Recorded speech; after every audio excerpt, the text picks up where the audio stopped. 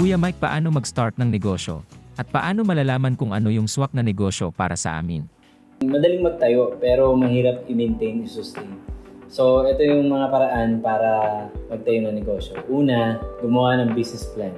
Pangalawa, marunong ka ng mga SWOT analysis, pipeline, or at least feasibility study. Or kung medyo parang naguguluhan ka dyan, sabi mo, Kuya Mike, simpleng tao lang naman ako eh. Elementary lang natapos ko, high school lang natapos ko. So may mga paraan din. Pangatlo, alamin mo yung mga talent mo o yung mga natural mong ginagawa. Ano ba yung natural?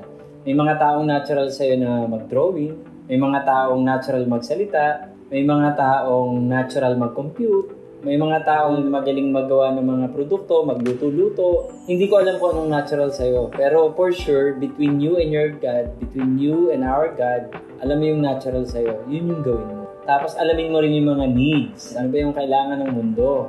Maaring natural sa'yo ngayon ang mag-drive.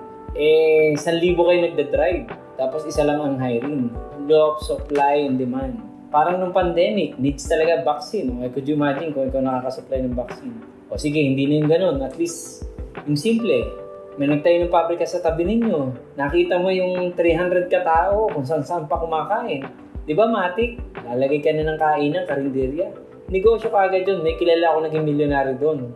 Nakita nila yung mga naggagawa doon sa shipping lines na walang makainan, naglagay silang kainan. Nung nakita nila wala rin matulugan, naggawa sila ng mga plywood, natulugan, nagpa-upa sila. So yun, naging milyonaryo sila.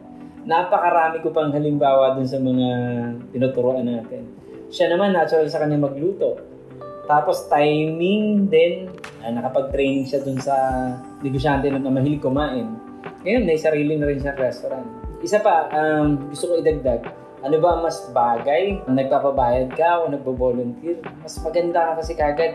Pagpa-volunteer ka na kagad, tumulong ka ng tumulong kasi oras mo yun, ayaw mo naman laging libre.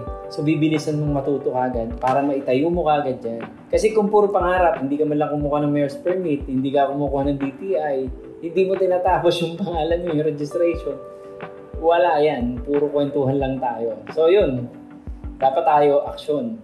So yan, sana dagdagan nyo pa yung mga nag-CPM. Itanong nyo kay Kuya Mike. Thank you and God bless everyone. Marami pa akong gagawin. Maghahanap buhay dyan.